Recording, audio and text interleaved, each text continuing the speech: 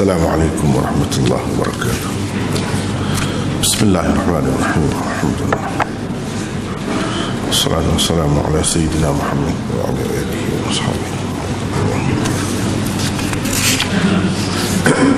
Rabbi yassir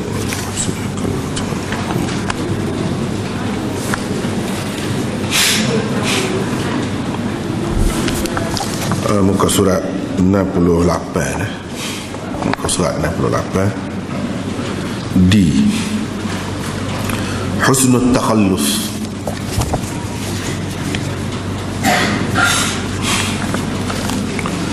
Husnul takhallus ialah berpindah daripada satu topik yang dimulakan sesuatu perbincangan kepada suatu topik lain yang sememangnya dimaksudkan tanpa memotong percakapan, tetapi secara halus dan seni sehingga tidak disedari pendengar, lantaran sangat sesuai dan secocok antara kedua-duanya. Sesetengah ulama berpendapat istitrad dan husnul takhallus adalah benda yang sama. Sesetengah yang lain pula berpendapat kedua-duanya berbeza. Istitrad berarti mencelah sesuatu perbincangan buat seketika, kemudian kembali semula kepada perbincangan asal. Husnul takhallus pula tidak semestinya begitu. Mungkin setelah mencelah dengan sesuatu yang lain, perkara yang tersebut sebelumnya disambung kembali. Mungkin juga tidak. Contoh terbaik untuk husnul takhallus ialah firman Allah di dalam surah Al-Muddathir berikut: فَإِذَا نُقِرَ فِي النَّاقُورِ فَذَلِكَ يَوْمَئِذٍ يَوْمٌ عَسِيرٌ عَلَى الْكَافِرِينَ غَيْرُ يَسِيرٌ. Bermaksud apabila ditiup sangkakala, maka waktu itu adalah waktu hari yang sukar kepada orang-orang kafir, lagi tidak mudah, yakni untuk mengelak azabnya. Ayat-ayat ini merupakan husnul takhallus daripada ayat-ayat sebelumnya. Ayat-ayat yang mengiringinya pula merupakan husnul takhallus daripadanya. Lihat ayat-ayat seterusnya. Cuba baca, Amir baca.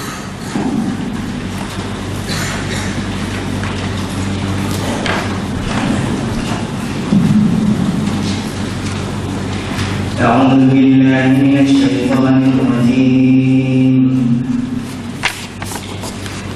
ذرني ومن خلقت وحيدا وجعلت له مالا ممدودا وبنين شهودا ومهدت له تمهيدا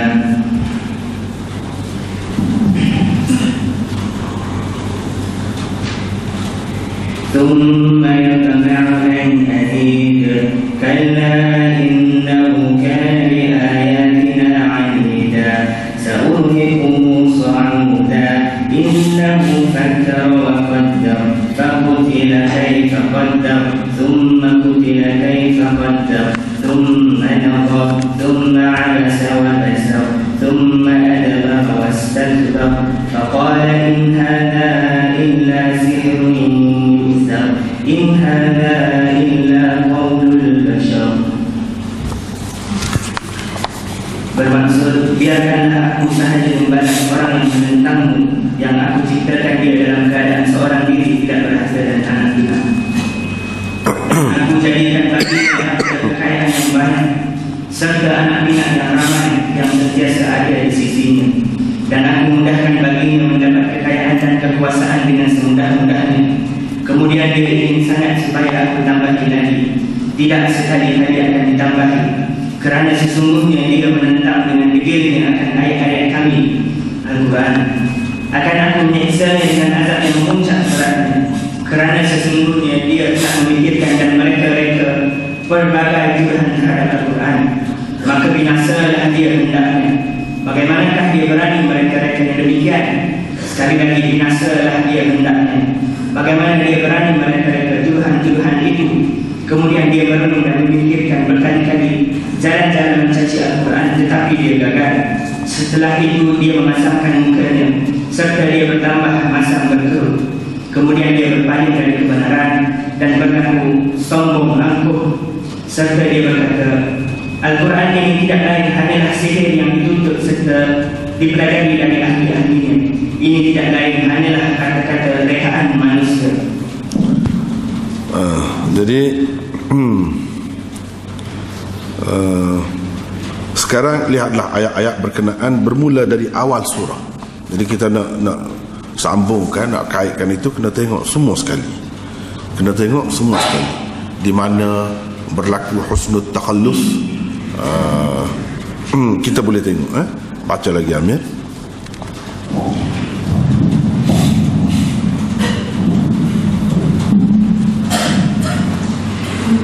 يا أيها المدثر قم فأنذر وربك فكبر وثيابك فطهر والرجز فاهجر ولا تمنن تستكثر ولربك فاصبر فإذا نقر في الناقور فذلك يومئذ يوم عسير على الكافرين غير يسير ذرني ومن خلقت وحيدا وجعلت له مالا ممدودا وبنين شهودا ومهدت له تمهيدا ثم يطمع أن أزيد كلا إنه كان لآياتنا عنيدا سأرهقه صعودا إنه فكر وقدر فقتل كيف قدر ثم قتل كيف قدر ثم نظر ثم عبس وبشر ثم أدبر واستكبر فقال إن هذا إلا سحر يؤثر إن هذا إلا قول البشر. Wahai orang yang berselimu, bangunlah serta berilah peringatan dan amaran kepada umat manusia. Dan Tuhanmu maka ucaplah dan ingatlah kebesarannya, dan pakaianmu maka hendaklah engkau bersihkan, dan segala kejahatan maka hendaklah engkau jauhi. Dan janganlah engkau memberi sesuatu dengan tujuan tidak mendapat lebih banyak daripadanya. Dan bagi menjalankan perintah Tuhanmu maka hendaklah engkau bersabar terhadap tantangan musuh. Apabila ditiup sangkakala, maka waktu itu adalah waktu datangnya hari yang sukar kepada orang-orang kafir, lagi tidak mudah mengelak azabnya. Biarkanlah aku sahaja membalas orang yang menentangmu, yang aku ciptakan dia dalam keadaan seorang diri tidak berharga dan anak-anak. Dan aku jadikan baginya harta kekayaan yang banyak serta anak-anak yang ramai yang sentiasa ada di sisinya. Dan aku mudahkan baginya mendapat kekayaan dan kekuasaan. Dan kekuasaan dengan semudah-mudahnya. Kemudian dia ingin sangat supaya aku tambahi lagi. Tidak sekali-kali akan ditambahi, kerana sesungguhnya dia menentang dengan dirinya akan ayat-ayat kami Al-Quran. Akan menyeksanya dengan azab yang memuncak berat, kerana sesungguhnya dia telah memikirkan dan mereka-reka berbagai tuduhan terhadap Al-Quran. Maka binasalah dia hendaknya. Bagaimanakah dia berani mereka-reka yang demikian? Sekali lagi binasalah dia hendaknya. Bagaimana dia berani mereka tuduhan-tuduhan itu? Kemudian dia merenung dan memikirkan berkali-kali jalan-jalan mencaci Al-Quran, tetapi dia gagal. Setelah itu dia memasangkan mukanya serta dia bertambah masam berkerut. Kemudian dia berpaling dari kebenaran dan berlaku sombong angkuh, serta dia berkata, Al-Quran ini tidak lain hanyalah sihir yang dituntut serta dipelajari dari ahli-ahlinya. Ini tidak lain hanyalah kata-kata rekaan manusia. Jadi itulah ayat-ayat selengkapnya berkenaan dengan yang kita nak sebut malam ni tentang husnul takhallus. Di mana berlaku husnul takhallus, ada husnul takhallus itu, iaitu daripada ayat 8. Cuba kita tengok terjemahan itu, ayat 8. Fa idza nuqira fin naqur, start situ. Fa idza nuqira fin naqur, apabila ditiup sangkakala. Situ start. Situ husnul takhallus daripada ayat-ayat sebelumnya. Mana ayat sebelumnya cerita benda lain, cerita benda lain, 7 ayat tu. Lepas tu dia berpindah, keluar pergi ke lain, cerita ke lain. Cerita gerai. Cerita gerai itu dengan cara halus, seni sangat. Sebab memang ada kesesuaiannya juga dengan ayat-ayat sebelum pada tu. Memang ada kesesuaian juga. Tetapi sebenarnya cerita pasal gerai. Dan ayat 8, 9, ayat 10, ayat 8 hingga 10, biarkanlah aku sahaja membalas, dzarni wa man khalaqtu wahida.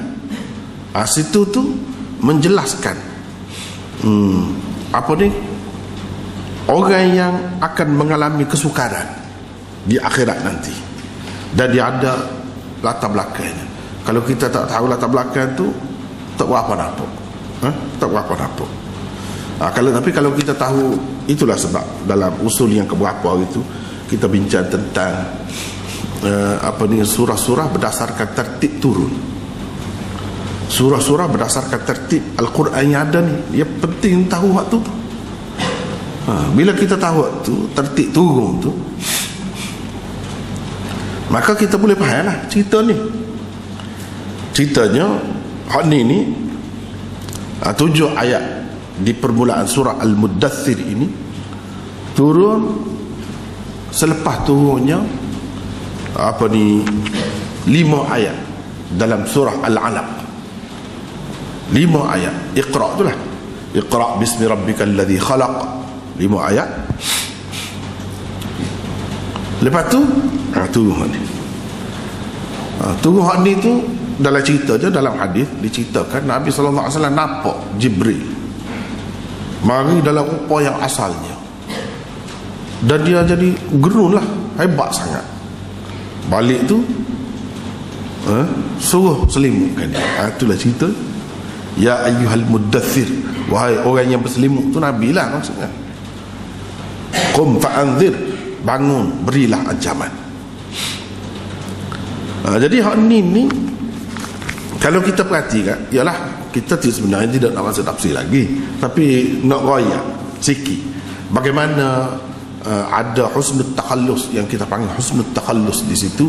Dan ini semua ni husnul takhallus ke istitrat ke gapo ke kita akan bincangkan akan datang ni, dia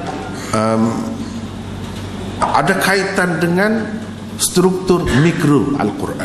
Itu kenapa hak tu lah di bawah struktur mikro belakang. Nazmul khafif, orang panggil Nazmul khafif, mana kaitan dengan ayat, kaitan keratan-keratan yang ada dalam satu ayat dengan yang lain.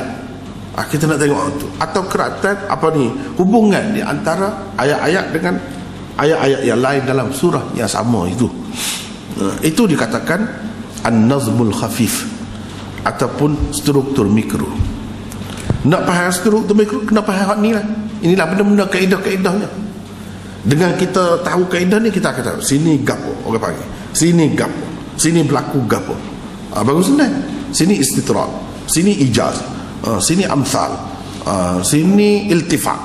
Itu semua tu dia berkait dengan bahagian-bahagian kecil di dalam surah. Saya sudah bayar dah sebelum pada ni, ibaratnya tubuh kita lah, tubuh kita nak lebih mudah. Tubuh kita, kalau kerangka kasar tu struktur mikro, hak kasar, kerangka kasar. Hak tu kita sudah bincang dulu, sepintas lalu. Hak tu kerangka, bila kita tengok kita tahu ni orang kerangka orang, bukan kerangka lembu misalnya, bukan kerangka gini, kita tahu dah tengok ada gambaran. Itu tentang surah, kaitan surah dengan surah. Apa hubungan antara surah dengan surah? Dan secara kasarnya, apa surah tu nak bayangkan? Apa orang panggil mesej utamanya? Dan nak tahu mesej utama, kita kena tahu struktur mikro dia. Kena tahu. Seperti mana kita manusia tadi, kerangka tu ada dah. Lepas tu kita nak tahu kaitan pula. Kaitan hidung dengan mata, dengan tekak, dengan telinga, ada kaitan. Walaupun suku-suku anggota yang berlainan, tapi kaitannya sangat rapat. Sebab itulah orang spesialis di hospital tu, dia ada ENT. Mana kaitan antara anggota dengan anggota ni hak rapat nak banding dengan hak lain. Dengan kaki kok, telinga dengan kaki misalnya. Jauh tu sikit. Tapi kalau telinga dengan tekak, mata dekat. Sebab itulah kita bubuh ubat air tu kan, ubat air mata tu, ubat titik tu, serah dari hidung. Ada kaitan. Lepas tu serah pakai dalam tekak, ada kaitan. Dekat. Kita nak tahu itulah struktur mikro ni, nak tahu kaitan antara hak dia dengan hak ni. Apa kaitan? Gitu benda. Jadi ceritanya, kalau kita perhatikan ayat ini, memang menarik lah. Sangat-sangat hebat. Sebab apa? Kalau kita tengok 5 ayat yang mula-mula turun, dia tak ada beri tugas ke apa-apa. Dia tidak ayat kerja mugah apa dia. Tak ada. Cuma itu sebagai persediaan, permulaan. Pada asasnya ialah baca, mengaji. Mengaji dia ada tulis. Ada tulis, pen ada sebut dalam itu. Itulah asas ilmu. Asas ilmu kepada manusia semuanya. Walaupun alat tu bertukar-tukar, cara tu bertukar, tapi hakikatnya baca dengan nulis lah. Lalu ni komputer tidak tulis dengan kanan, sebatang pen begitu, tapi hakikatnya tulis, baca. Itulah hakikat. Sekadar tu ya, tak ada dia kaya apa kerjamu, apa tanggungjawabmu, apa mesej yang dia bawa oleh kamu. Tak ada. Jadi itu sebagai persediaan untuk Rasulullah dulu. Jadi dalam keadaan itu dia merindukan pula. Dia tunggu-tunggu mana lagi seterusnya. Kira-kira diberi masa sedikit, beberapa bulan, untuk dia hadam waktu 5 ayat. Hadam waktu molek, biar dia suruh meresak masuk molek, barulah wak mari. Wak mari tu, ni baru start kerja, ni baru start tugas. Tugasnya dari segi zahir, latar belakang dia nya, bila seperti kita kaya tadi, balik tu ketar. Jadi ketar tu apa? Saya sudah bincang dah. Kalau nak tengok dalam syarah Bukhari, Kitabul Wahyi, panjang dah situ. Apa maksud, apa sebab dia ketar, apa Jibril tekan 3 kali, dan banyaklah perbincangan tentang itu. Tengok situlah. Kita tidak nak bicara panjang apa di sini, sebab ini sebenarnya nak malam ni husnul takhallus ya, tapi nak royak sikit latar belakang. Jadi bila Nabi SAW sampaikan Islam tu, sampaikan Quran ni kepada apa ni, orang-orang Arab Quraisy, khususnya bangsa dia, puak-puak dia, dia waktu macam-macam mikir, merancang macam-macam. Dan hak ni tugas yang pertama, hak ni sangat besar. Nampak rekah, tapi sepanjang hidup Nabi duduk, hak tu sebenarnya sepanjang hidup dia. Ya ayyuhal muddathir, wahai orang yang berselimut. Siapa? Nabi kita lah. Qum fa'anzir, bangun, bagi-bagi ancaman. Tu kerja tu. Sebelum pada tu tak ada suruh-suruh buat gana. Bagi ancaman. Bagi ancaman kepada dia. Ancaman saya esoklah hak tu, hak berat sekali. Kalau kita ancaman gani-gani hak dunia tu berat dah, kita kata mu kalau buat gini masuk J, mu kalau buat gini kena hukum bunuh ni, gantung sampai mati dan sebagainya. Itu ancaman lah hak dunia. Tapi Nabi SAW bagi ancaman berkait dengan agama ni akhirat. Sebab situ sebenarnya kerugian itu akan akan nyata, kerugian itu di situ. Seolah-olahnya manusia dia dalam tidur belaka, duduk berselimut lah. Bila tidur berselimut tu sedap, tak khabar benda ni dia nak menuju ke mana, tak khabar. Jadi dalam keadaan tidur belaka ni termasuk dalam Nabi kita, bangun, mu kena gerak orang lain, rumah ni hangus dah. Kalau kita kata bahasa, rumah ni hangus, mati belaka ni, mu sedar dulu, mu bangun dulu, tu gerak orang, bagi ancaman. Kalau duduk tidur sini hangus buat selama-lamanya, contohnya. Jadi itu makna bagi ancaman tu, ancaman neraka, ancaman di akhirat esok. Kita ni alik sangat, supaya tidur lah, supaya tidur nak pakai kain selimut belaka. Kalau lah tak ada orang bagi ancaman, tak tahu kita gapo yang kita nak ada esok. Qum fa'anzir, bila layak gitu, wa rabbaka fakabbir, besarkanlah Allah, agungkanlah Allah. Wa rabbaka, Tuhanmu, akan Tuhanmu engkau agungkanlah. Maknanya bila bagi ancaman rakyat ni orang tak senang, orang tidak akan terima baik. Macam-macam dalam keadaan sekeliling semua membesarkan benda lain berlaku, mengagungkan benda lain berlaku, mengagungkan berhala, mengagungkan duit, mengagungkan pangkat, mengagungkan kedudukan, mengagungkan dunia, kemewahan dunia dan sebagainya. Hak tu je hak besar. Apa-apa pun itulah maksudnya. Tak ada kerana Allah tu. Jadi kena raya Allahu Akbar. Itu makna fakabbir. Tak ada lain lebih besar. Allah paling besar. Walaupun aku bangun seorang, Tuhan kata mu seorang, tapi kalau dengan ada Allah bersama kita, tak ada siapa dia boleh menghalang, boleh menyekat. Tak ada satu pun hak besar yang boleh menghalang, yang boleh mengalahkan seseorang itu, melemahkan semangatnya. Jadi nak ayatnya mu kena lagu tu. Jadi takbir. Sebab itulah takbir, Allah yang besar. Nak sembahyang Allahu Akbar, membesarkan Allah, kerana dialah segala-galanya, kerana dia segala-galanya. Nak membesarkan dialah. Nak sebelah binatang pun bismillah Allahu Akbar. Dan banyak lagi lain-lain. Takbir itu menjadi satu syiar dalam agama. Wa rabbaka fakabbir. Makna orang Islam dia akan mengagungkan Allah. Tak ada lain-lain, berhala kau, duit kau, gapo kau, tak ada lebih besar. Allah lah yang akbar. Wa rabbaka fakabbir wa thiyabaka fatahhir. Bersihkanlah pakaianmu. Bersihkanlah pakaian. Ini maksudnya pakaian zahir, pakaian batin. Pakaian batin itu akhlak. Maksudnya dalam membawa usaha ni, mu nak menyampaikan kerja ni, buat kerja ni, mu tu sendiri kena bersih. Bukan setakat bersih zahir, bersih batin. Tu thiyabaka fatahhir. Orang Arab kata fulan tahirul thiyab. Dia tu tahirul thiyab, bersih kainnya. Bukan pada bersih kainnya itu makna akhlaknya mulia. Dia akhlaknya mulia, baik, bersih jiwanya. Gitu. Hak zahir pun gitu juga. Maknanya dalam perjuangan ni gitu caranya. Bukan jangan buat sebuah lain, orang lain. Kalau dia puja sesuatu, dia kadang-kadang jadi kokotoh. Nak jadi orang yang rapat dengan Tuhan, kokotoh. Jangan mandi, jangan salin baju, jangan guting misah, janggut, jangan. Itu cara orang lain. Cara Islam bukan lagu tu.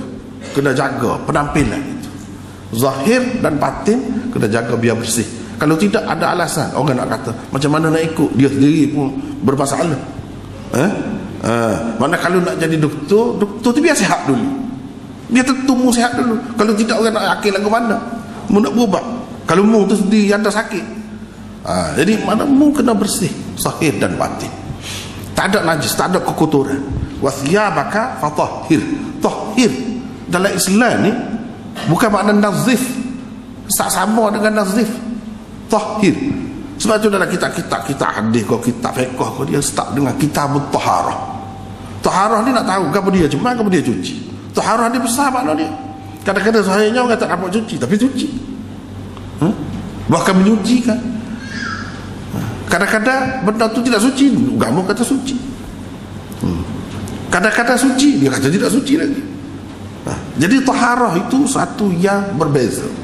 Wa thiyabaka fatahhir, maksudnya begitulah. Sehingga dalam Quran sebut innamal musyrikuna najasun. Orang-orang musyrik itu najis. Najis kok mana? Najis akidah dia. Hak batin dia. Itu najis.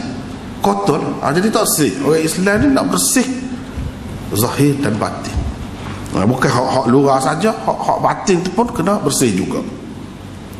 Wa thiyabaka fatahhir warujza fahjur.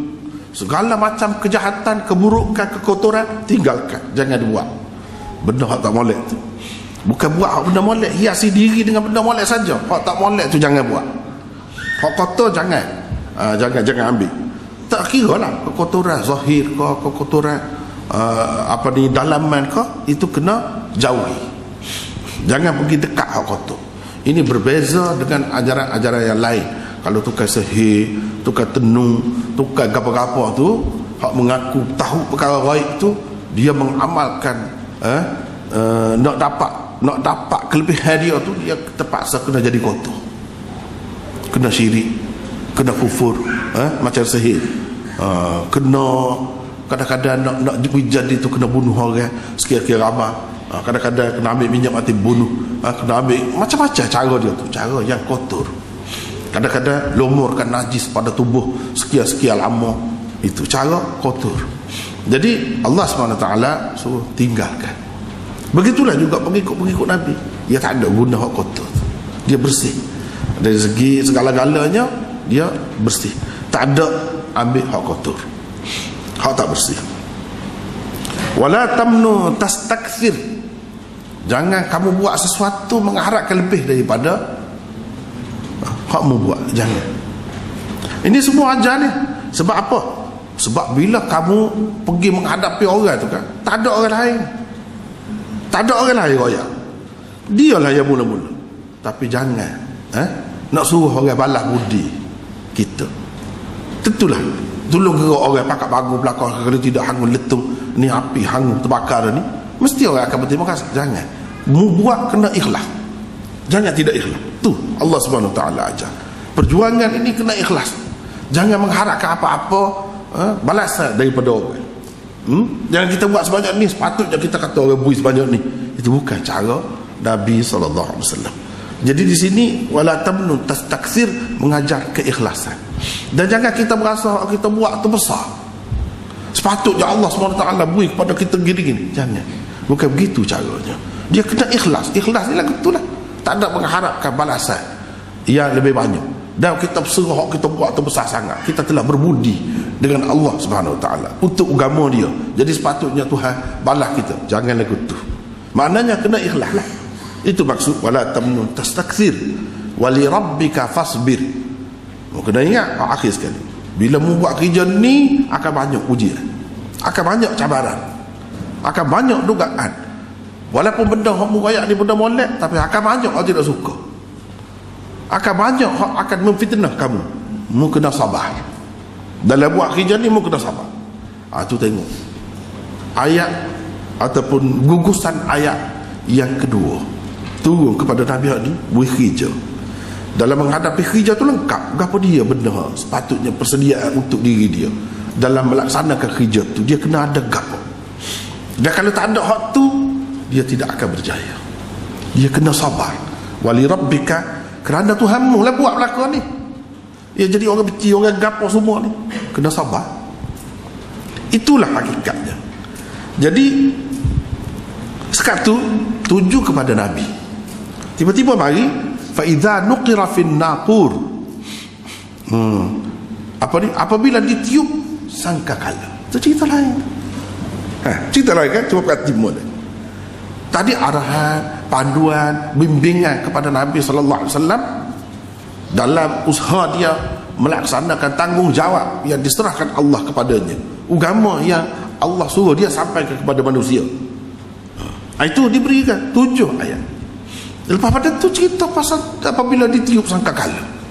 Kok lain tu pergi, tak ada kaitan dengan waktu tu. Itu orang panggil husnul takhalluf. Start situ.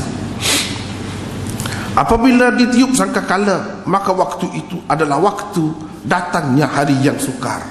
Kepada orang-orang kafir tidak mudah mengelak azabnya. Tu husnul takhalluf. Ayatnya, walaupun benda tu tak ada kaitan, bukan lagi ditujukan kepada Nabi secara khususnya macam tadi engkau tidak dituju, tapi benda hak kamu sampaikan ini menentukan nasib manusia seesok. Situlah akan nampak sebenarnya nasib dia. Kalau tebal tak ikut ni ancaman ni, tak saya dengar inzar ini, susah seesok, susah berat benar seesok. Jadi dia ada kaitan juga tu dengan hak tadi tu. Walaupun ada kaitan tidak langsung nampak lari sikit, tapi dia tetap ada kaitan. Dia tetap ada kaitan. Daripada panduan kepada Nabi kita Muhammad terus kepada hari kiamat, jauh tu pergi tu. Nak rayak dah segala kerja kita di dalam dunia ni, walaupun kerja kita dalam, dia ada kaitan dengan esok tu, ada kaitan dengan hari kiamat tu. Bukan kita sini saja. Sebab tu Quran dia tidak buat bab kiamat, bab panduan untuk dakwah, bab ketuhanan. Dia tak ada gitu, tidak gitu. Dia rakyat selalu cara Kalau tak ikut hak ni jadi lagu mana? Sendiri ke orang lain ke susah sesat. Bila lagi susah? Idza nuqira fin naqur. Fa idza nuqira fin naqur, bila hari tu susah. Jadi kena ingatlah. Jangan dibuat tak kali, jangan anggap mudah. Benda ni bukan sebab benda lain. Ancaman ini, kalau ancaman dalam dunia ni pun kita terima kasih banyak-banyak kepada orang yang tolong rakyat kita. Kalau tidak kita binasa, sepatutnya ni lebih lagi. Bahkan orang lain-lain semua buat, Tuhan buat ancaman-ancaman. Bila ada orang yang mengingatkan kita, kan kita terima kasih, kita terima baik dia. Itulah cara yang betul. Bukan nak memusuhi dia, menentang dia. Sebab apa? Dia tolong selamatkan kita. Sebab apa kita nak memusuhi dia pula? Kalau terbaik memusuhi, jadi lagu mana? Itulah ayat seterusnya. Ayat seterusnya lagu mana? Buat dia ni, kafir Quraisy ni bukan nak terima kasih, bukan nak berasa terutan budi, nak buat baik dengan Nabi yang telah berjasa tolong rakyat ke dia tu. Dia duduk pakat pula. Tak boleh terbelok dia ni. Itulah dalam ayat kalau kita baca sampai akhir surah ni, di situ ada perancangan dia, pokok dia bincang. Nak rakyat gana, nak rakyat gana. Ini bahaya ni, mengancam kedudukan kita ni. Kalau lagu ni dia duduk fikir kedudukan dia, duduk fikir kedudukan dia. Jadi kalau orang dengar buah dia, habis kita. Padahal kita kata sama ada beranak dah. Ada lagi buah deki, buah deki. Ada lagi buah dunia, ada deki dunia. Jadi tak boleh elak ni kalau lagu ni. Kalau lagu, padahal dia pokok dia tu pemimpin dah, tak sih ada hak lain, walaupun anak-anak sendiri lebih. Jadi kita tak lama ni musim haji.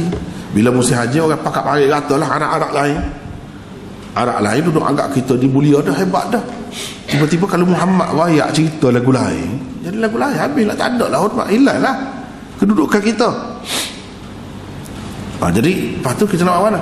Dia kata kita pakat wayak kau dia gila lah, lagu tu lah. Tu lah kalau kita baca dalam surah ni sampai ke akhir tu cerita je. Ni kata, kita kata dia tukar tenung lah. Ni kata gini-gini macam-macam lah. Tukar sihir lah, macam-macam kan. Tak boleh siapa-siapa duduk bicara tu dia kata tak boleh. Walid bin Mughirah, ayah Khalid bin Walid, itu dia kepala, dia ahli fikir di kalangan dia. Dia di kalangan. Itulah dalam ayat Dharni wa man khalaqtu wahida dan seterusnya. Tuhan nak cerita tu ada di kalangan pokok dia tu lagu ni. Dia lah duduk kata jangan kata begitu. Kalau kata begitu tak kata si pakar, orang kau pergi dekat dia. Jadi tak ada pasal, percuma kita iklankan dia, masyhurkan dia. Sebab apa orang tahu gila ni lagu mana? Tahu kan gila lagu ni. Tukar tenung kita tahu, tukar tenung lagu mana? Tak kan lagu tu. Susuk bincang mari akhir sekali tak Abu Jahal apa kata dah demo, kata mana demo. Dia kata nanti dulu. Ana innahu fakkara wa qaddara miki qad masa muqad miki lagu mana? Akhir sekali dia buat tu pendapat. Kita kata dia tukar sihir. Sebab sihir-sihir ni dia ucapan yang membuatkan orang tu jadi lupa, tak ingat, jadi gila. Jadi boleh putus hubungan suami isteri pun boleh putus, anak-anak pun jadi tak cara, tak heran. Bila kena hak tu jadi gila ke dia, tak dengar dah mak pak ni, buah mak pak ni. Aku tu, itu kalau nak ada kebenaran pun kata dia. Sebab apa? Sihir-sihir ni sifat dia macam tu. Lalulah disebut sebagai sihir. Yang bagi cadangan sihir ni siapa dia? Ni lah dia lah, Walid bin Mughirah. Tuhan nak rayaknya, dia tak sebut nama. Sebab nama tu tidak penting, siapa-siapa saja pun boleh bertukar jadi orang lagu ni. Jangan jadi gitu. Kalau jadi gini lagi teruk, jadi kepala tu, itulah yang Tuhan cerita. Sesat lagi teruk. Sebab apa? Dialah yang menyebabkan orang ni jadi terhalang daripada menerima agama yang benar kerana dia. In hadza illa qaulul bashar. Dia kata ini tak ada lebih, ini ucapan manusia biasa je. Bukannya ada, padahal orang dengar belakang dia sendiri pelmah juga dengar. Quran tu bukan syair, nak kata syair, tidak syair, tapi apa yang kesan dia begitu mendalam ni, kata dia. Ini bahaya ni, bahaya. Dia berasa bahaya gitu. Dia tak tengok benda ni kebaikannya, gapo tak molek je, gapo tak molek. Maka kita tuduh itu pula memburuk-burukkan orang yang bawa kebaikan untuk kita. Ini Tuhan tak boleh terima. Bukan lagu ni cara manusia tak ada kebaikan lagu ni. Manusia lagu ni pada bubuh dalam neraka. Padahal kalau nak kira pada nikmat banyak benda. Itulah Tuhan ukit ni. Kadang-kadang orang nak jadi pemimpin ni dia kaya, dia ada harta banyak. Macam Walid dia ada anak ramai. Antara yang terkemuka anak dia tu Khalid bin Walid tu lah, panglima perang yang sahur. Kemudian anak dia masuk Islam juga. Tak kira lah tu di peringkat permulaan. Itulah yang menyebabkan orang ni jadi lupa daratan. Dia berasa dia hebat, segala-galanya cukup. Padahal dia tak ingat Tuhan bui belakang tu. Nak lagi dunia. Tak cukup semacam dunia. Padahal dunia ni tidak akan cukup ke mana-mana pun. Nak cukup manusia ni bila sesok dapat awak sesok. Hak tu yang tak terima. Rugi dia tu kalau lagu tu. Ni hak lagu ni patutnya itulah disebutkan balasannya gini-gini. Maknanya siapa saja tak boleh bersikap begitu. Jadi husnul takhallus, kita bukan nak tafsir, kalau tafsir panjang lagi lah. Nak ayat husnul takhallus duduk situ. Ayat nombor 8 tu start situ. Bila hak sebelum pada 7 ayat tu ditujukan kepada Nabi, gini arah. Tiba-tiba dia ayat tentang kiamat. Tapi husnul takhallus itu orang panggil juga dalam istilah lain judatul qat'i. Putus tu putus molek, tidak kata putus cara kasar. Takhallus ni mana melepaskan diri dengan comel cara, beradab, dengan beradab. Tidak kata cara kasar, sebab Quran ni dia memang halus ni. Dan kasar tu Allah SWT tak suka, Nabi pun tak suka. Inna Allah rafiq yuhibbur rifqa. Allah SWT tu halus, lembut, zat yang lembut. Jadi dia suka kepada kelembutan. Cara dia ajar kan, nak keluar daripada sesuatu cerita kepada cerita yang lain tu dengan cara lembut, halus, penuh beradab, sehingga tidak perasan ni cerita ni tak ada kaitan dengan hal tadi. Dari segi hujung dia tu ada ra semacam je berkati. Ya ayyuhal muddathir qum fa'anzir wa rabbaka fakabbir ra fa idza nuqira fin naqur ra fadzalika yawma idzin yawmun asir ra 'alal kafirin ghairu yasir. Comel tu bahasa tu. Tapi dia cerita benda lain, kiamat dah tu. Sebab apa? Nak ayatnya hak Nabi cerita, hak Nabi duduk ajar ni, hak dia duduk inzar bagi ancaman ni, dia ada kaitan rapat dengan akhirat. Walaupun lama lagi tak tahu bila kiamat tu, tapi keputusannya akibatnya sanalah yang akan jatuh. Jadi manusia tidak boleh leka. Jangan kata aku tak apa tak ikut Nabi, ikut 1500 tahun dulu ajaran. Learn ni zaman moden, banyak lagi paduan. Jangan gitu. Gak lain boleh lah. Kalau bab agama tak boleh, kena dia. Kena terima dengan dia. Kalau tidak tak selamat kita. Itu nak ayatnya.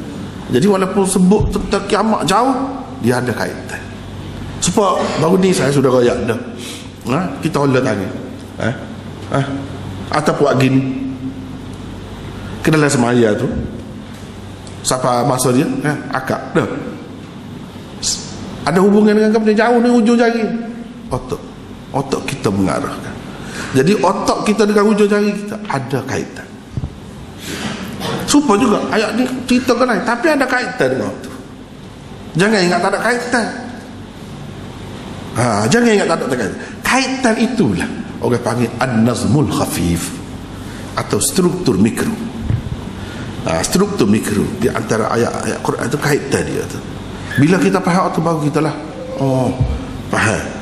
Apa ya jadi dia capur tu Tuhan tak ada semua. Dia dah kata bab ketuhanan Allah setepak. Lain tak ada sebut dalam Allah. Tak boleh. Allah tu kena ingat semua. Sebab tu setiap muka surat Quran tu ada semua.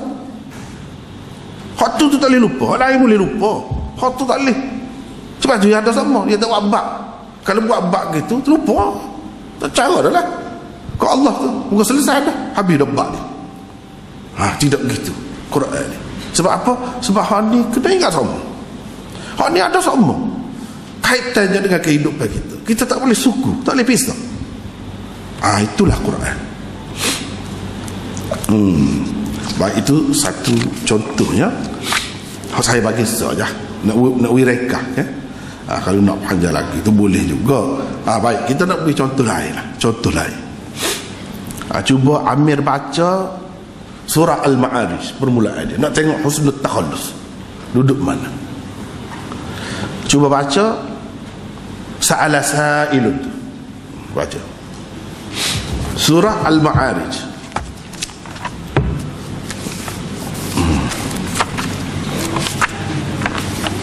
Jumpa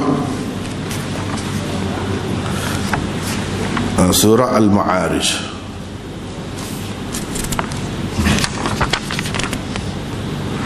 Surah yang ke-70. 70. Cuba baca ayat 1 hingga 5. Ada dah.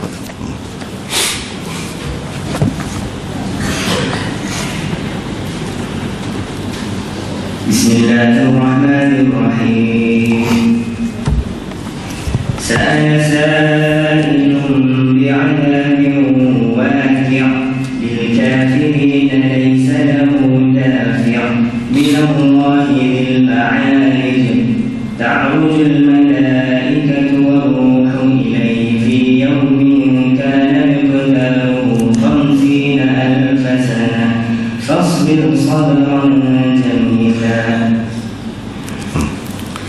Seseorang bertanya tentang azab yang pasti terjadi bagi orang-orang kafir yang tidak seorang pun dapat menolaknya. Azab dari Allah yang memiliki tempat-tempat naik. Maka para malaikat dan Jibril naik menghadap kepada Tuhan dalam sehari setara dengan 50,000 tahun. Apa dia tadi Dzil Ma'arij itu? Daripada Allah. Azab dari Allah yang memiliki tempat-tempat naik. Tempat-tempat naik, iya. Para malaikat dan Jibril naik menghadap kepada Tuhan dalam sehari setara dengan 50,000 tahun. Maka bersabarlah engkau Muhammad dengan kesabaran yang baik. Jadi di sini kalau kita perhatikan, sa'ala sa'ilun bi'adzabin waqi' lil kafirin laysa lahu dafi' min Allah dzil ma'arij. Itu satu perkara. Orang duduk bertanya tentang azab yang akan menimpa. Orang kafir lah. Bila? Yang kata azab ada tu bila? Azab tu tidak akan dapat ditolak oleh orang kafir. Biarlah dia duduk agah, dia mentah kata ni, dia kata macam-macam. Tapi bila tiba masanya, dia tidak akan dapat menolak. Azab tu mari daripada mana? Daripada Allah Dzil Ma'arij, Tuhan yang mempunyai tempat-tempat naik. Habis di situ. Jadi sebenarnya ayat ni kalau kita perhati ayat 1 dan 2 tu nak cerita tentang azab yang tidak dapat dielakkan dan tidak dapat ditolak oleh orang kafir. Lepas pada tu ayat yang keempat, ta'rujul malaikat dan roh naik kepadanya dalam suatu hari yang mana kadar panjang harinya iaitu 50,000 tahun. 50,000 tahun.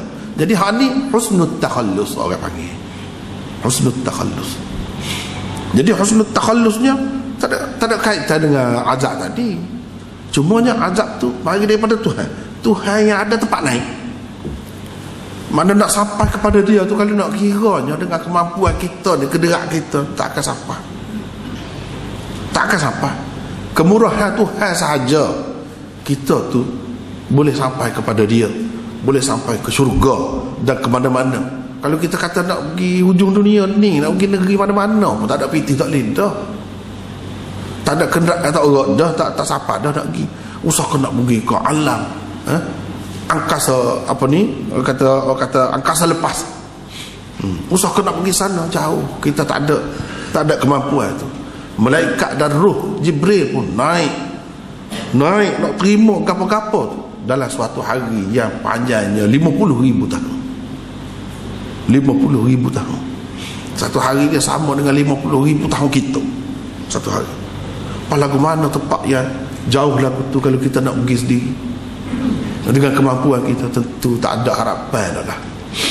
Tapi Tuhan kata boleh. Mu'adha la ilaha illallah Muhammadur Rasulullah, boleh sampai ke sana. Tu tiket dia. Ambil tiket tu, boleh sampai ke sana. Walaupun perjalanannya jauh, kedudukannya terletaknya jauh, Surga itu mu boleh sampai ke situ. Siapa dia? Dah Tuhan bagi jaminan, takut gapo lagi. Nak using gapo dia lagi. Bukan dia suruh sipai piti sebanyak sekian-sekian.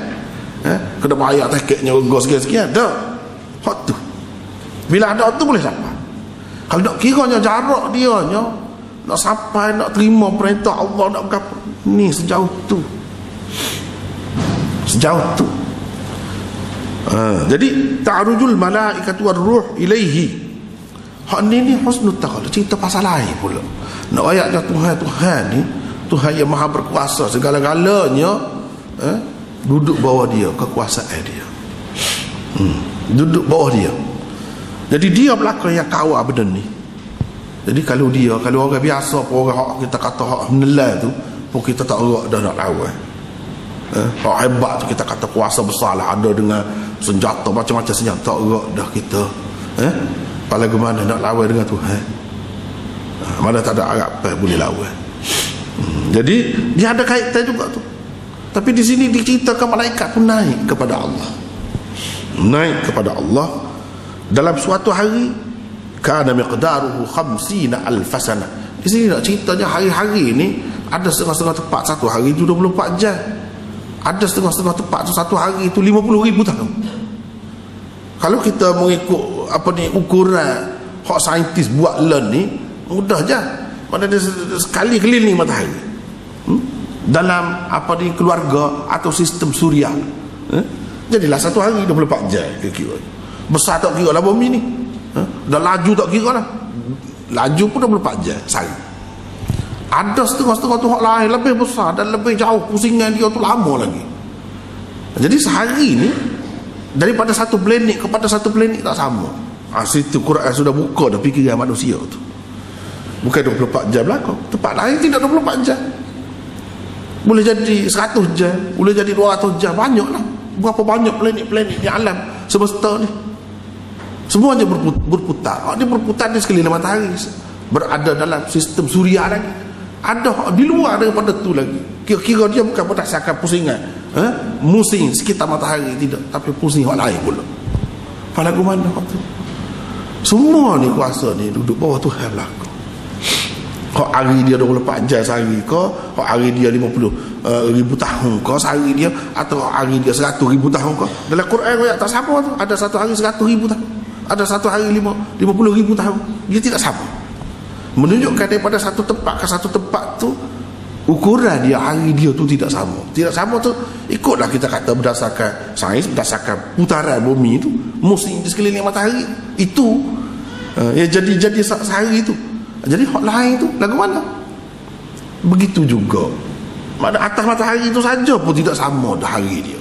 Hak duduk di dalam sistem suria tu, sistem solar orang panggil, hak tu pun tidak sama. Bagaimana kalau kita mengambil kira galaksi yang begini besar, begini luas, berapa juta bintang-bintang, planetnya, bintang-bintang yang sawabit yang tetap tidak bergeraknya, berapa banyak. Bagaimana kalau nak ambil kira dengan sistem nibola, atas lagi lebih luas lagi. Semuanya waktu duduk bawah kuasa Allah Subhanahu Wa Taala. Kalau dia guna saja, dia guna tak payah bintang sebutir, tarik bintangnya. Kalau sapak bumi ni dalam keadaan menyala-nyala, tak mampu tengah jalan, hacur lebur bumi ni, hacur selalu. Tak payah banyak. Kita takut peluru pula berpandu kan, takut peluru berpandu. Hak tu yang kita tahunya. Padahalnya dalam alam ni hak Tuhan belaka. Senjata dia belaka, tentera dia belaka.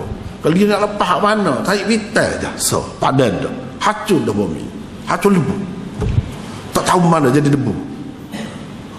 Setara tu kuasa dia.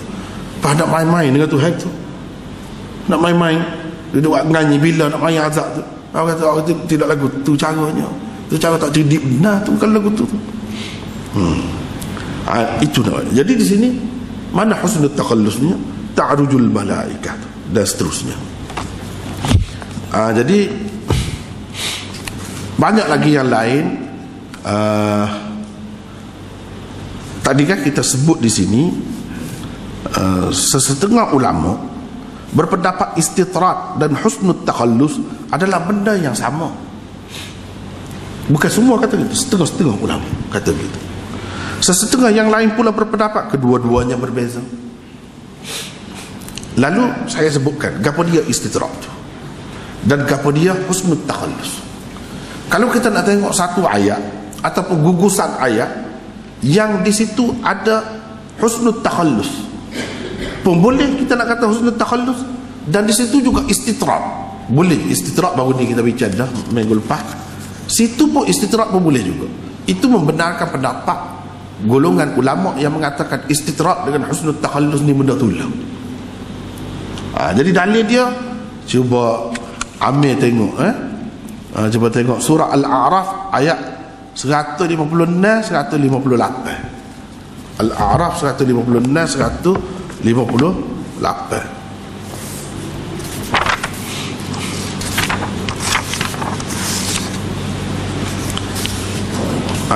Cuba Amir baca. Cuba Amir baca 156 158.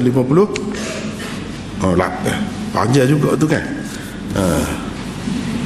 Nak baca tak ada masa ni, kita biar gini tak salah nak royak pasal panjang ayat ni.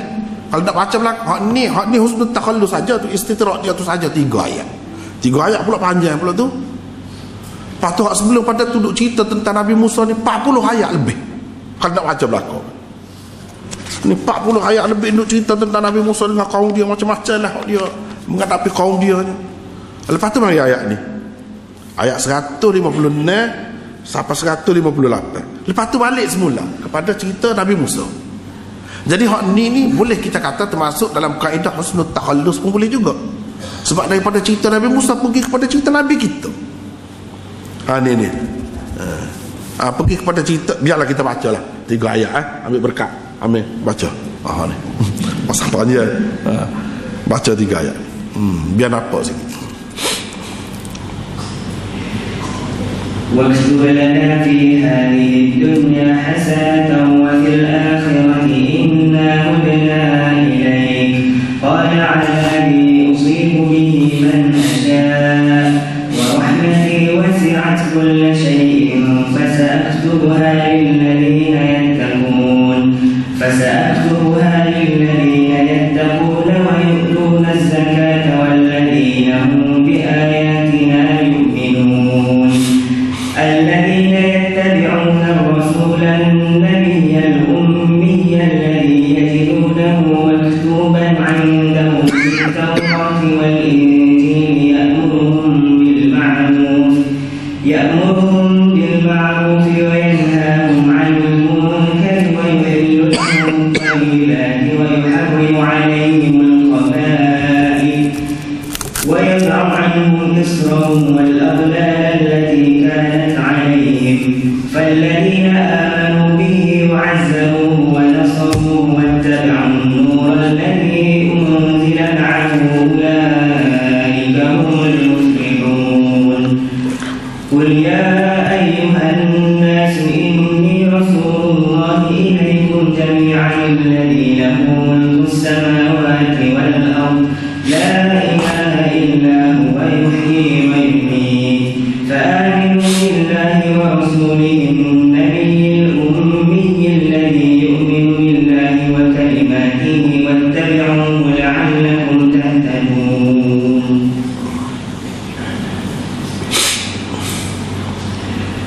Dan tetapkanlah untuk kami kebaikan di dunia dan di akhirat.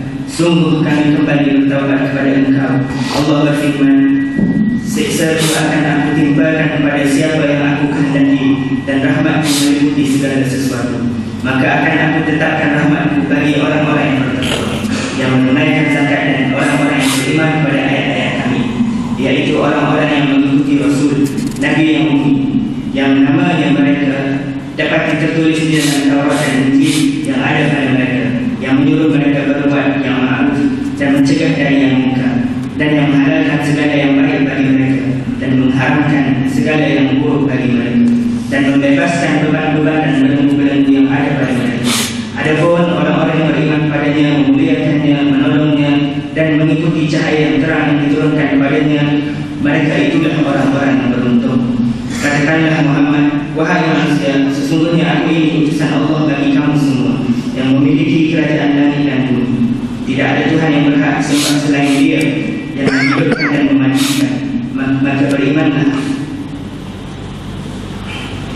berimanlah kamu kepada Allah dan Rasulnya, yaitu Nabi yang beriman pada Allah dan kepada kalimah-kalimahnya.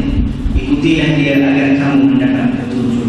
Jadi itulah 3 ayat yang boleh kita katakan sebagai istitrak. Sebagai istitrak ni mula duduk cerita benda lain, lepas tu celih. Orang kita kata celih, mencelah tu, celih dengan cerita lain sebentar, lepas tu balik semula kepada asal. Itu istitrak. Jadi benda ni ada di sini. Sebab apa? Wa min qaumi Musa ummatun yahduna bil haqq wa bihi ya'dilun. Itu cerita Nabi Musa pula dah. Nabi Musa pula dah seterusnya. Balik semula kepada cerita asal. Cuma celih sikit dengan 3 ayat. Padahal sebelum tu 40 ayat lebih cerita Nabi Musa, dan selepas ni pun cerita Nabi Musa juga. Dan boleh juga kita kata di sini husnul takhallus. Husnul takhallus jadi makna keluar daripada perbincangan tentang Nabi Musa dengan penuh beradab, pergi kepada cerita tentang Nabi Muhammad sallallahu alaihi wasallam. Sebab dia ada kaitan. Jangan kita ingat bila cerita Nabi Musa tu tak ada kaitan dengan Muhammad. Jangan lagu tu. Sebab tu dia main lalu. Takut terlupa, takut kita kata cerita lain. Dah, Muhammad dengan Musa ni sama-sama Rasulullah, sama-sama utusan Allah. Agama yang mereka bawa, ajaran Allah yang mereka bawa pun sama. Cumanya kalau ada beza,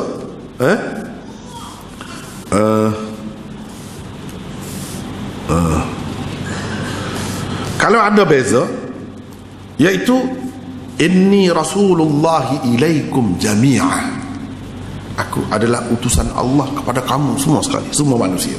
Nabi Musa tidak begitu. Dia diutuskan kepada Bani Israel sahaja. Nabi kita kepada sekalian manusia. Dan kalau kita tengok sini, dia di celah-celah tu ada pujian terhadap sahabat yang membela Nabi, menyokongnya, membantunya dan mengikut cahaya yang diturunkan kepadanya. Ini sifat yang berbeza daripada pengikut Musa dahulu. Kerana mereka itu banyak takwil lah, banyak pusing, tidak ikut molek Musa tu. Sebab itulah Allah Subhanahu Wa Taala tukarkan kepimpinan daripada Bani Israel kepada Arab di bawah pimpinan Nabi Muhammad sallallahu alaihi wasallam. Sebab apa? Pengikut Musa tu, cuba tengok zaman Nabi Musa, teruk dah situ lagi. Lepas tu di zaman Nabi Sulaiman kapal tu, walaupun dia hebat Nabi Sulaiman tu menguasai dunia, tetapi pada hakikatnya pengikut dia tu teruk sangat pahamannya terhadap dia. Sehingga dalam Bible yang ada sekarang ni pun, dia kata Nabi Sulaiman tu jadi kafir. Nabi Sulaiman sendiri sebuah berhala. Sampai setara tu lah punahnya pengikut-pengikut. Bukan bawa ajaran Nabi hak sebenar, dia punahkan Nabi tu, rosakkan, cemarkan image dia. Itulah Bani Israel di satu pihak. Di satu pihaknya hak Tuhan baru hantar ni Nabi ni, dia dengan kumpulan dia, pengikut-pengikut dia yang setia. Ulaika humul muflihun, mereka itulah orang-orang yang berjaya. Jadi dia ada kaitan dari segi mudadah, dari segi pertentangan, dari sudut pengikut dia. Hak sana tidak setia, curang, jahat, khianat. Hak ni pula setia, jujur, baik, dan amanah. Hak tu untuk satu bangsa sahaja, satu puak sahaja. Hak ni untuk sekalian. Tapi bagaimanapun, semuanya membawa ajaran Allah yang sama. Tidak ada beza, tidak ada pertentangan. Jadi kenapanya kamu tak seterima Muhammad? Kenapa kamu ahli kitab tak seterima Muhammad? Kalau benda yang dibawa itu sama, kalau utusan ini utusan daripada Allah yang sama, kenapa tak sih? Jawabnya, manusia ni antara halangan dia daripada menerima kebenaran ialah ta'assub kepada puak. Kerana terlalu nasionalis, kata. Kalau zaman ni maksud sehingga hak dia tu betul belaka, hak lain tak boleh. Kebenaran tidak boleh ada pada orang lain. Dia tak akan terima kebenaran ada pada orang lain. Jadi itu satu sikap yang tak betul. Orang yang betul dia terima kebenaran itu boleh ada di mana-mana pun, bukan khusus dengan sesuatu kaum sahaja. Orang yang mengikut kebenaran itulah yang benar. Orang yang tidak ikut kebenaran, walaupun dia tu anak cucu Nabi pun, sebab Bani Israel itu anak cucu Nabi, tak jadi apa, tak ada jaminan Tuhan tak akan memuliakan mereka. Mereka bahkan lebih hina jadi daripada orang lain. Itulah di sebalik ayat-ayat ni. Jadi dia ada kaitan itu juga. Celah dengan Nabi Muhammad sallallahu alaihi wasallam. Cerita Nabi Muhammad ni apa? Dan ayatnya ada persamaan. Dan ada juga hak tidak sama. Hak tidak sama itulah yang menyebabkan nak suruh mereka serah lah. Apa yang Tuhan tidak melanjutkan jawatan Nabi ni kepada buah mereka? Apa? Itu sebab layak kalau gitu. Kalau Nabi Musa hari ni menyelamatkan dia, hari ni lepas daripada azab Fir'aun tu, selamat hari ni, esok dia royak selalu ij'al lana ilahan kama lahum alihah. Jadi tentukanlah untuk kami Tuhan, buat kat biar nampak Tuhan, supaya Tuhan-Tuhan lain ada. Tak tengok selalu dah hari ni selamat, esok tak ingat, lupa dah Tuhan. Gini kau cara orang hak layak nak memimpin manusia. Golongan yang bunuh nabi-nabi, mendustakan nabi-nabi, menuduh nabi-nabi, gini kau lagu ni bunuh. Tuhan tidak nak bunuh, nak suruh molek. Dan nak suruh molek itulah nabi kita. Pada hakikatnya ajaran yang mereka bawa sama, tidak ada perbalahan. Sebab tu kita orang Islam terima Nabi Musa. Ya pak, orang pengikut Nabi Musa tu, Bani Israel tu, Yahudi tu, apa yang tak terima Islam tu, apa tak terima Nabi Muhammad tu, apa sehingga jadi kafir, jadi tidak Islam. Padahalnya benda yang dibawa sama. Kalau ada tak sama, itu sesuai dengan zaman, sesuai dengan zaman. Lepas tu kita kata, apa yang Nabi Muhammad ni untuk akhir zaman sampai ke kiamat? Cuba tengoklah Quran itu terpelihara. Pak kitab Bible demo mana ada terpeliharanya?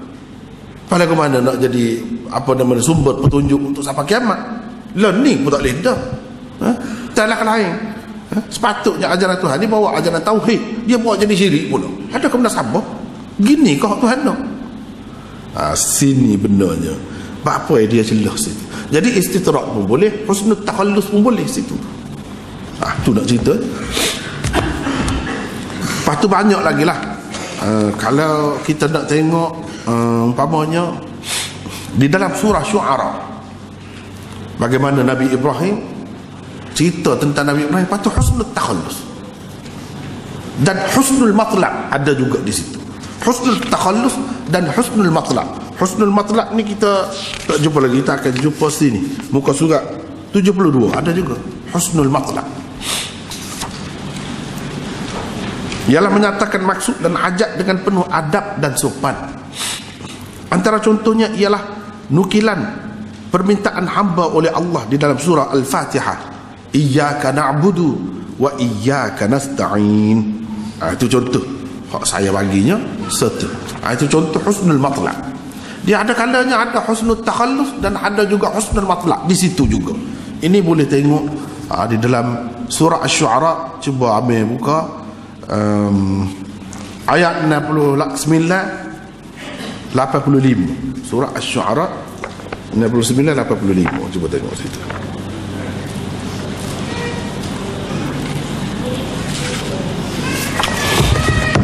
Jumpa? Cuba tengok.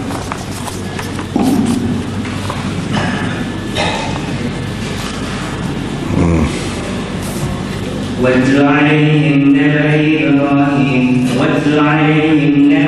إبراهيم إذ قال لأبيه وقومه ما تعبدون قالوا نعبد أصناما فنظل لها عاكفين قال هل يسمعونكم إذ تدعون أو ينفعونكم أو يضرون قالوا بل وجدنا آباءنا كذلك يفعلون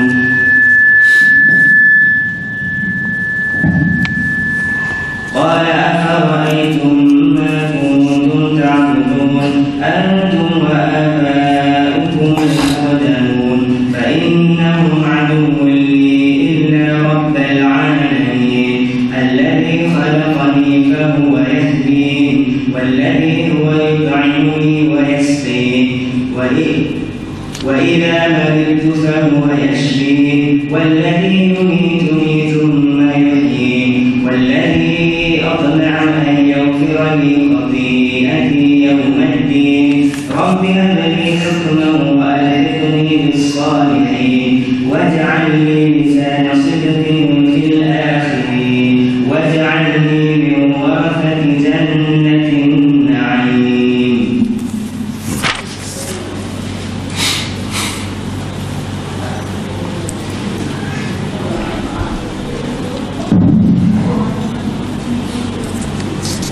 terjemah.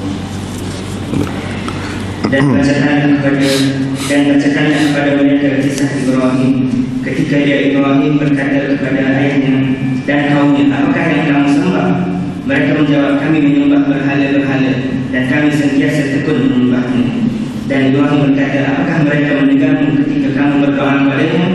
Atau dapatkah mereka memberi manfaat dan mencelakakan kamu? Mereka menjawab, tidak, tetapi kami dapati nenek moyang kami berbuat begitu. Ibrahim berkata, apakah kamu perhatikan apa yang kamu sembah? Kamu dan nenek moyang kamu yang terdahulu.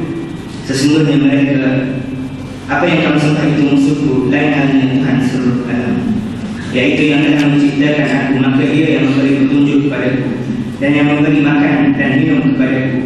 Dan apabila aku sakit, dialah yang menyembuhkan aku dan yang akan mematikan aku, kemudian akan menghidupkan aku kembali. Dan yang sangat aku inginkan akan mengampuni kesalahanku pada hari kiamat.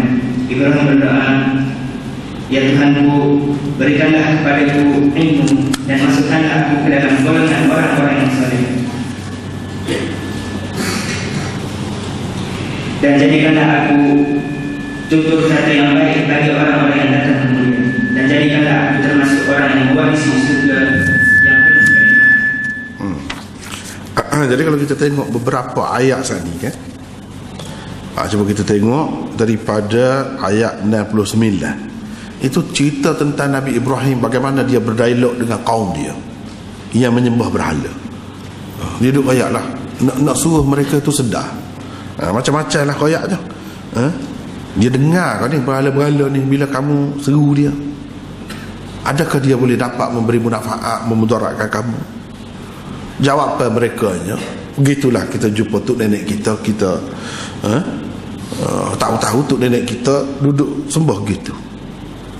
Jadi kita pun tu saja. Jadi Nabi Ibrahim pun kata, aku memusuhi, itu musuh aku. Hak kamu sembah tu kan, semua tu musuh aku. Hak kamu anggap Tuhan, illa rabbal alamin, kecuali Tuhan semesta alam. Hak tu Tuhan yang sebenar, hak tu aku kecualikan. Itu bukan musuh, itulah yang aku sembah. Siapa dia Tuhan tu? Alladzi khalaqani fahuwa yahdi, Tuhan yang menciptakan aku, lepas tu dia menunjukkan jalan kepadaku. Walladzi huwa yut'imuni wa yasqin, Tuhan yang memberi makan kepada aku dan beri minum kepadaku. Kalau aku sakit, dia menyembuhkan daku. Dialah Tuhan yang mematikan daku dan menghidupkan daku, dan seterusnya. Jadi alladzi khalaqani fahuwa yahdin itu husnul takhallus, tubik daripada cerita cercaan terhadap berhala-berhala mereka kepada cerita lain, Tuhan lain. Tuhan mana? Inilah Tuhan yang betul, Tuhan yang sifatnya gini-gini, yang menjadikan kita petunjuk, bagi petunjuk pada kita, yang beri makan, beri minum pada kita. Kalau kita sakit, dia menyembuh. Ini Tuhan. Hak tadi berbeza. Tuhan kamu sembah tu tidak lagu tu sifatnya, bukan hak seperti ni. Jadi itu dipanggil husnul takhallus, sudah ada di situ, lepas daripada cerita cercaan terhadap Tuhan kaum dia. Lepas tu dia cerita hak lain, cerita hak lain sebagai perbandingan. Fikir kat sikit, hak mana hak molek Tuhan lagu tu, hak tak ada boleh beri manfaat, tak ada bermudarat, kau Tuhan lagu, Tuhan yang bersifat lagu. Itu husnul takhallus dia panggil. Lepas pada tu dia ada juga husnul matlab.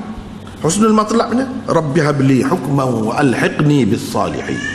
Situ husnul matlab. Lepas pada dia puji royak Tuhan ni, sifat-sifat yang lebih dia tu, sifat yang sempurna dia Tuhan Allah tu. Rabbi habli, Tuhanku. Hak lain-lain bukan Tuhanku, hak tu Tuhanku. Tuhan berikanlah ilmu kepadaku dan masukkanlah aku, senaraikanlah aku dalam senarai orang-orang yang soleh, dan jadikanlah aku ni menjadi sebutan yang baik kepada orang-orang kemudian, dan biarlah aku ni termasuk dalam orang-orang yang boleh masuk syurga. Itu permintaan dia dengan Tuhan. Maknanya permintaan dengan Tuhan ni, nak minta dengan Tuhan ni, dia kena ada adab juga. Adabnya dia, kita kena puji dia dulu, rakyat dia tu kepada dia, kita sedar tu, lepas baru kita minta. Itu husnul matlab. Ada sini juga husnul takhallus, nak lepas daripada cerita hak dialog mencerca Tuhan-Tuhan kaum dia tu, selepas tu dia pergi kepada Tuhan. Tuhan hak sebenar. Itu husnul takhallus dia panggil, dengan cara yang halus. Dengan cara yang halus. Mana hak ni pun, hak dia mau duk kata itu Tuhan, itu bukan Tuhan yang sebenar. Tuhan yang sebenarnya sifat dia macam ni. Itu termasuk dalam husnul takhallus juga. Jadi mana husnul takhallus ini banyak ada di dalam Quran. Ini juga antara benda yang kita kena perhati, termasuk dalam salah satu kaedah untuk kita mengesan an-nazmul khafif atau struktur mikro di dalam surah-surah. Di antara ayat-ayat tu, kenapa dia ambil ayat ni? Sesuai lah. Muka tu cerita tentang Tuhan hak palsu tak betul. Lepas tu kena ayat lain dah Tuhan betul lah ke mana? Kan dia sesuai tu. Kalau ayat lain tak kena lah, situ dah tempat dia.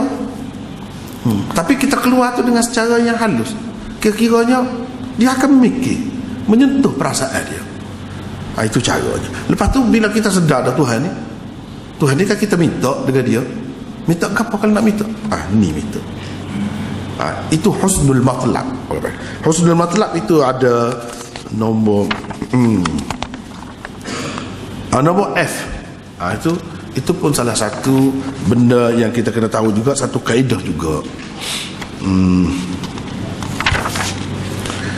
Kemudian panjang malam ni.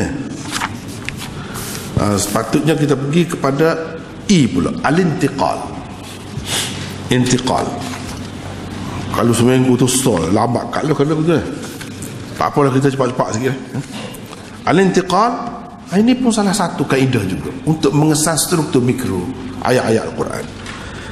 Al-intiqal lebih kurang sama juga dengan husnul takhallus, daripada segi berpindah daripada satu topik yang dimulakan sesuatu perbincangan kepada satu topik yang lain yang sememangnya dimaksudkan. Memang maksud gitu. Cuma kedua-duanya dipisahkan oleh perkataan hadza. Itu saja. Kalau hak tadi husnul takhallus tu halus lagi. Kita tak ada hadza. Tak ada. Pemisah dia tu tak ada. Agak susah halus nak kesan. Tapi kalau intiqal ni maknanya berpindah. Berpindah daripada satu topik kepada topik yang lain. Pemisah dia ada, iaitu hadza. Kalau ada lagu ni orang panggil intiqal. Orang tidak panggil husnul takhallus. Hakikatnya husnul takhallus juga. Berpindah, bertukar tu. Husnul takhallus juga. Tujuannya ialah supaya pendengar tidak berasa jemu kerana dihidangkan dengan perkara yang sama saja. Itu tujuannya. Jadi kalau orang Allah jadi jemu lah. Ini tukar-tukar, pindah kepada hak ni, pindah kepada cerita lain pula, jadi tidak menjemukan. Antara contohnya ialah firman Allah di dalam surah Sad. Setelah selesai menyebutkan tentang para nabi, Allah SWT berfirman, hadza dzikr wa inna lil muttaqina la husna ma'ab. Situ. Ini adalah satu sebutan yang baik, dan sesungguhnya bagi orang-orang yang bertakwa disediakan tempat kembali yang sebaik-baiknya. Ayat ini merupakan intiqal. Itu orang panggil intiqal, iaitu perpindahan atau pertukaran topik. Al-Quran juga satu sebutan yang baik. Setelah disebutkan tentang para nabi alaihi wassalatu wassalam, Allah hendak menyebutkan pula di dalam Al-Quran ini tentang orang-orang yang bertakwa selain nabi-nabi. Nabi-nabi itu tak apalah, nabi-nabi itu memanglah gitu. Jadi nak pindah daripada cerita nabi kepada pengikut dia. Pada pengikut dia. Jadi takut kita kata nabi-nabi saja dapat syurga. Pengikut dia lah ke mana? Nak tahu lah, nak tukar. Tukar. Allah hendak menyebutkan pula di dalam Al-Quran ini tentang orang-orang yang bertakwa, yakni selain nabi-nabi, dan tempat kesudahan mereka, iaitu syurga. Syurga juga serupa dengan nabi-nabi itu. Setelah menyebutkan kelebihan-kelebihan yang akan diperolehi mereka di dalam syurga, Allah berfirman pula, hadza wa inna lit-taghina la syarra ma'ab. Beginilah, yakni keadaan mereka, orang-orang yang baik tu, pengikut nabi-nabi itu. Dan sesungguhnya bagi orang-orang yang derhaka, benar-benar disediakan tempat kembali yang buruk. Bermula daripada ayat ini, sekali lagi berlaku intiqal daripada ayat-ayat sebelumnya, supaya lebih jelas di bawah ini dikemukakan ayat-ayat berkenaan secara lengkap. Jadi waktu ambil baca,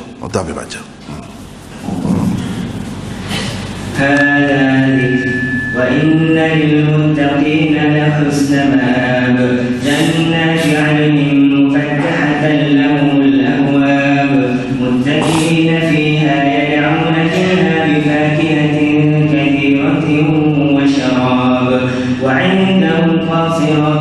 في أتراب هذا ما توعدون ليوم الحساب إن هذا لرزقنا ما له من نفاد هذا وإن للطاغين لشر مآب جهنم يصلونها فبئس المهاد هذا فليذوقوه حميم وغساق وآخر من شكله أزواج.